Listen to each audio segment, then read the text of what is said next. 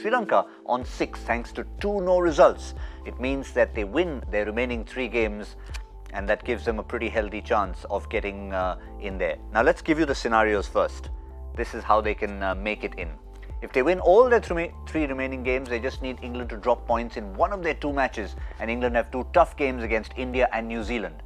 However, if they win 2 out of 3, they need England to lose both their games and need Bangladesh and Pakistan to finish on a maximum of 9 so that they can get ahead on 10 points. So these are the scenarios for Sri Lanka. At least much of it is in their hands. Not all of it, but much of it. Yes, because even if they go to 12 points and England manages to win those 2 games, then it's going to be tough for them to qualify, to go through, unless then New Zealand manage to lose both the games. You know, there are different kind of permutation combinations which are going to come into play.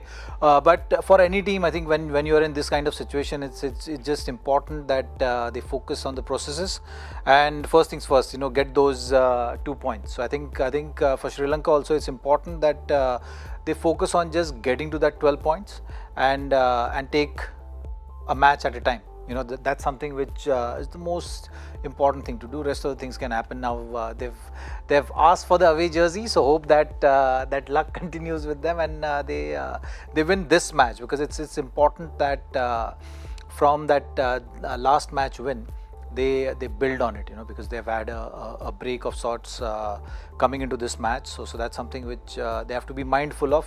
The other interesting thing is, if you see Sri Lanka, you know, we're talking a lot about Sri Lanka.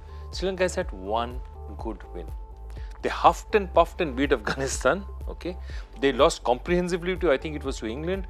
They lost comprehensively to Australia. They lost badly to Australia. There's 1 decent match they played. Again, the first half of the match, everyone looked they were out of it.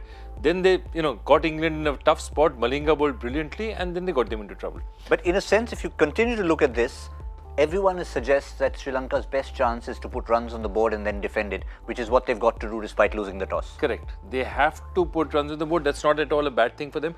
And I think at this point in time, South Africa is also not completely sure of what they want to do.